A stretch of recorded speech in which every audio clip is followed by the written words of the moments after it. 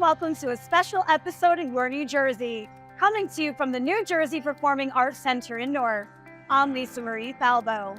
Today, we're celebrating women across the Garden State, amplifying connection, conversation, and community. We'll learn more about Let's Talk Women's Health and Wellness later on in this episode.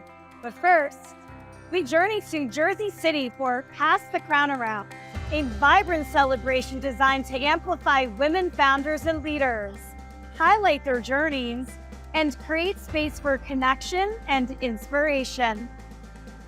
Pass the Crown Around marked its 5th year with a celebration of women in business, leadership, public service, and entrepreneurship. The event honored trailblazers while creating space for the women still building, pivoting, and finding their footing. Congratulations on this spectacular event in this gorgeous venue. How did it all come together? I mean, this is our 5th year. We honor trailblazers, women that are kickstarting their businesses. And then on top of that, now we have panelists, we have keynote speakers, we have fashion shows, we have singers. And what I try to do is help women kickstart their business. Founder Sue Vorsheimer, a successful entrepreneur with various ventures across the Garden State, built the event around a date that already holds symbolic weight. You have your event every year on this very special day, March 8th. Yeah. Why is that? So March 8th is International Women's Day. So it's a special day, and why not have one event every year and make it big? Sort of like the Oscars. So we just love to celebrate on this day, and everybody will mark it in their calendar. So now everyone knows on March 8th they have plans. This year's theme was Rewired, a reflection of the strengths women bring to leadership and the power of reconnecting to them. Women have that, I'm calling it a superpower this year, and I'm naming the event Rewired because we're all kind of realizing that we need to connect back to who women really are. We have superpower heroes, our emotional IQ, we connect with people, we bring people together, and there's nothing better than that. Talk about being here in Jersey City. This place means a lot to me. I moved here back in April. It is now my new home. I'm very proud of being here in Jersey City, and on the waterfront here where this building is, there is such amazing opportunity, and I want to help shout out this area because it is spectacular and we love bringing business here. The new mayor of Jersey City, one of the crown jewel cities in the country. We love it. Hey, Jersey City is the most diverse city in America. It's one of the cities that's growing at the fastest rate.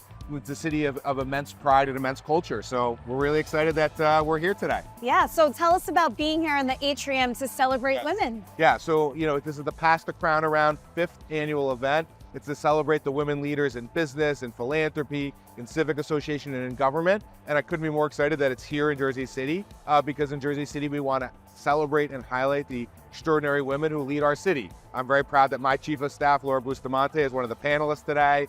And we just have so much to celebrate and showcase and how women are leading Jersey City forward. This was not only about spotlighting accomplished women. It was about making leadership visible in a way that invites other women to imagine themselves there too. Your hard work really pays off and it's seen. I think I started my podcast for fun, not thinking it was really going to, go as far as it's gone, but it's gone to a level where it's being recognized and it's exciting. It's amazing to be able to work hard, keep your nose down, and be recognized. I mean, it's amazing. Not everyone gets this incredible privilege, so I'm really honored to be here. You can carve your own way. You can take a chance. You can try something that maybe hasn't been done before by other women. And I think that's really right at the heart of this event. For this year's Woman of the Year, Dr. Smita Ramanathan, one of the most important parts of leadership is what happens after you arrive. Whether you reach back, mentor, and make the room feel bigger for someone coming behind you.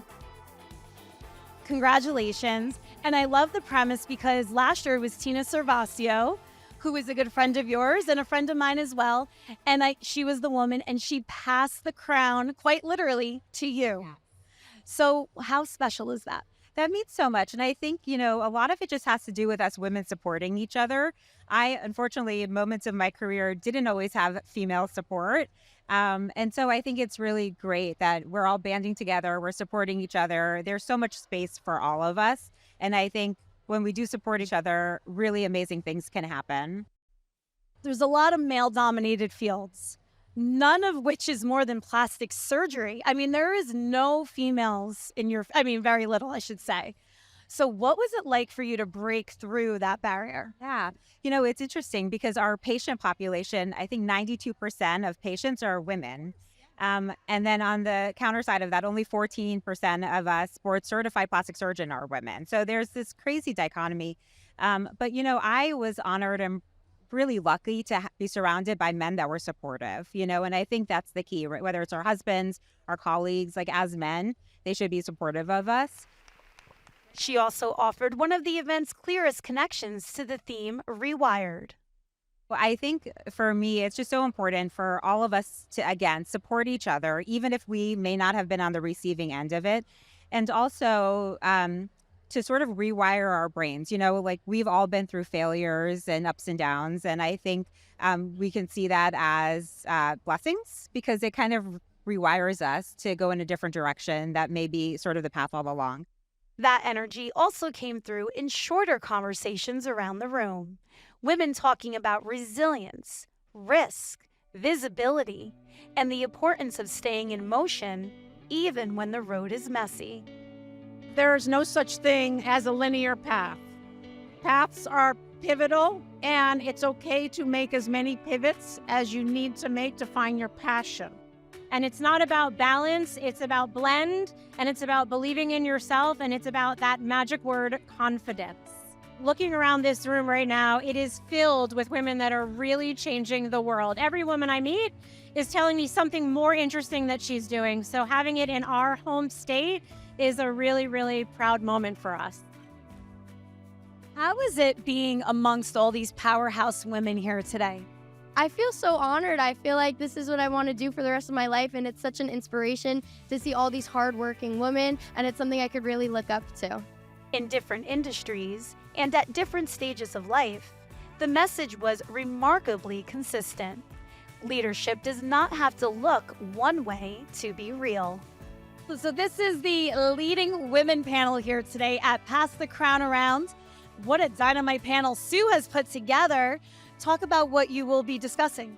How to rewire law, recognizing that you don't have to accept things just as they are, that as lawyers you can look at something and figure out how to change it.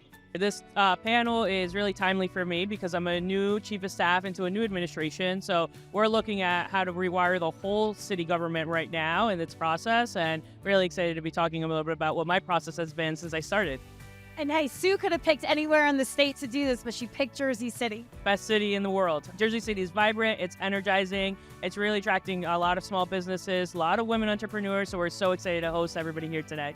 Everybody coming together, uplifting each other. From last year, I met so many beautiful friends. I'm meeting more beautiful friends today, and I know it's going to turn into beautiful collaborations. Again, lifting each other up, being there for each other, and just saying, I want you to win, and I want to win together, and let's do this together. We're super excited to be here on International Women's Day, and we're here just doing a Kendra Scott trunk show pop-up. Sue approached us a couple weeks ago and told us what the mission was around impacting women and kind of rewiring the way people see the world and different topics. For us, it's rewiring how people see financial planning. And for us, it was not a question. We wanted to get involved right away. We took out the checkbook, said, how can we get involved? Yeah, it's wonderful. It's collaborative. Everyone's very, friendly, supportive of each other's businesses, getting to know everyone's story, not just what does your business do, but what's your story and how did you get into it? I think that's really important. Why we do things is so much more important than just what we do. I'm just so excited that Jersey City is being able to be celebrated in that capacity on International Women's Day, to really have such a beautiful event that brings together so many powerful women in so many fields. Everybody that's here, the reason it feels so warm is because everybody is here based on this beautiful mutual connection with each other. We all want to help each other. And for some women, that same instinct to create space, build connection, and move others forward doesn't stop with leadership in business. It extends into health, wellness, advocacy, and making sure women feel seen in every part of their lives. We are benefiting as the charity of choice Let's Talk Women's Health and Wellness has been chosen by Pass the Crown Around. Thank you, Sue Vorsheimer. That's what it takes. That's what us women have the capacity to do and be and change lives. That's the spirit Deb Alfado has built her own event around, one where women gather not to just be inspired, but to be informed, supported, and heard. Here at NJPAC, the fourth installment of Let's Talk Women's Health and Wellness brought together hundreds of women for a day of honest conversations, shared experiences, and a powerful reminder that no one has to navigate their health journey alone. At the New Jersey Performing Arts Center in Newark, Deb Alfado's Let's Talk Women's Health and Wellness brought women together for conversations that were candid, practical, and long overdue. Here, the focus shifted from leadership in the workplace to leadership in women's own lives, with doctors, survivors, advocates, and mental health professionals tackling the realities women still face when it comes to access, information, and the fight to be heard. Today is just the ultimate statement of my path to purpose. I just know that I really do believe I was born to do this. I just do believe that. Today's theme was Be the Ripple, because I think too many women underestimate themselves. And you can just be the tiniest ripple, and then you know what happens. It ripples some more. It ripples bigger, better, and bolder. And you create a day like today with the most extraordinary team. How awesome is today? I love it. I love the feeling of it. I love seeing some of my mentors here, including you and Jerry and Tracy, and a whole bunch of women are here today who I elevate and support. Let's Talk is really important because it's education-based, which I am very much a supporter of. If you don't know what you don't know, then find out what that is. It's a comfortable place to learn, to be around other women, and to have great energy. So I'm thrilled to be at Let's Talk. The location is perfect. We're at NJPAC. We're able to, for Central Ward and other wards of Newark, to be able to use transport to get here in order to learn. So we've situated ourselves right here in a very important neighborhood, a neighborhood where people do need to be able to benefit from gatherings such as this. It's just all women that wanted to get up on a Saturday morning and come be in truth and come be in realness and come to connect. So a lot of this is everyone seems to be out of the freneticness of everyday life that we can so often find ourselves in. And I felt like when the doors got open this morning, it was like this level of consciousness and connection. But behind that warmth was a harder truth. Women's health has too often not been treated like the priority it should be. Why is the women's health conversation important to you? It is extremely important. If we look over the centuries, women in particular as really second-class citizens, our health has not always been a priority. Not within our families, because we've been taught to take care of everybody else. And actually, when you look at medicine in general, the patriarchy of medicine, the patriarchy of health, we've been suppressed in a lot of ways. So the way to take back your position, to take back your health, to take back your control of your life, is to talk about it, is to get the information out, is to talk to each other so we can help each other, and to learn and talk with each other in order to learn firsthand what do we need to do so that we can contribute to our own health and our own growth and our own longevity. So talking is really the first step, and a very powerful step. Voices matter. The event also brought together top experts from around the country here to New Jersey, sharing what they're seeing in real time and where women are still falling through the cracks. You flew in from Ohio, which we love. Talk to us what brought you out here.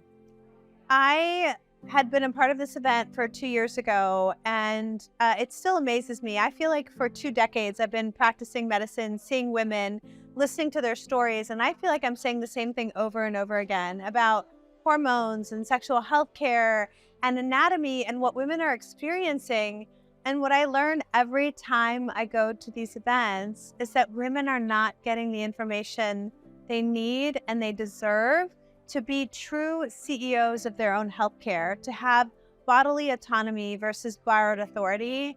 And so when they asked me to come back, I was like, absolutely, I want to be there to empower, educate, and advocate women. As you've gone on your journey, have women gotten more hip to their healthcare, or are they still scared of the conversation? I think they are more hip. We have investors and researchers and celebrities and women calling for change. So we're definitely witnessing a revolution. But of all of the possible women that could be on hormone therapy, less than 5% of women are still opting in for hormone therapy because of misinformation. We've been made afraid of what our own body produces. So you're an advocate, obviously, for hormone replacement. Yes, absolutely. Why do women need it at a certain age? Women may need hormone therapy because, number one, it improves quality of life. But the biggest thing is that women will live longer because hormones protect our brain, our bone, and our heart. And cardiovascular disease still remains the #1 killer, more than all cancers combined. So they just did a study that if women start hormone therapy in their perimenopausal years, there'll be a 60% reduction in cardiovascular disease, stroke, and breast cancer. The stats are staggering, like we talked about. I mean, heart disease, stroke, it touches everyone, nearly everyone. Why is that messaging still not at the forefront? You know, for some reason, we have a knowledge gap, not only in the awareness of women who tend to feel that cancer is more threatening, but actually heart disease takes the lives of more women than all cancers combined. In fact, what we're finding is we have a very large uptick of heart attacks in women of a younger age demographic. And what research is revealing is that there are a number of risk factors there that are going missed. There was a similar urgency around menopause and midlife care, where women are often left to educate themselves while searching for providers who will actually listen. The access to care is the biggest hurdle, not just financially, but finding the person that knows what they're speaking about and understands and is willing to listen, take the time to listen, and women just want to be heard. How important is it to continue having these public forums? So in my mind, it's an exponential touch. Each time you have an event, you touch a group of people, those people speak to the next set of people, and that just continues to grow. We just need to keep having these conversations. Women are great at communicating, networking, talking, supporting, helping each other. And the #1 thing that we're lacking is community at times, and having that support and knowing you're not alone really helps to propagate the proper information, the evidence-based knowledge, and really then helps us to thrive. For some speakers, that need to speak openly was deeply personal. Speaking openly about anything and everything, especially as a population underrepresented in our medical system, is how we get the care we need. Yeah. This is how we do it. One speaker pushed that idea even further, tracing the cost of silence from childhood to adulthood. So many of us silence ourselves based on our conditioning. Too much has happened in our lives that tells us that it is safer to be quiet. The person that is not able to speak up in a classroom for a grade is the same person that doesn't speak up in their relationships, the same person that at work will hesitate to speak, and absolutely in the doctor's office, where we've been taught that doctors are gods somehow, that they are the supreme experts. It was one of the most resonant points of the day because it connected private fear to public consequence. We need to speak up. It is a form of self-care. The cost of silence is far too great, and we are not the only ones that pay for it. There was also space here for parts of illness and healing that often go unspoken after the crisis has passed. Once treatment ends, there is an entire world that you have to navigate. That world can mean emotional fallout, fertility challenges, cognitive changes, and the complicated reality of life beyond the exam room. We talked about so many things that I think the doctors, the oncologists, don't necessarily share with the cancer patient, you know, how to deal with life beyond the examination room. When you're going through something traumatic, to be able to speak to other people who either have gone through it or they are going through it, there's nothing more supportive because your friends and family love you, but they just haven't gone through the same experience. Again and again, the answer came back to community, not as a buzzword, but as a survival tool. I am a believer of the more we can talk about what's actually going on for us instead of covering it up, we feel less isolated and less alone.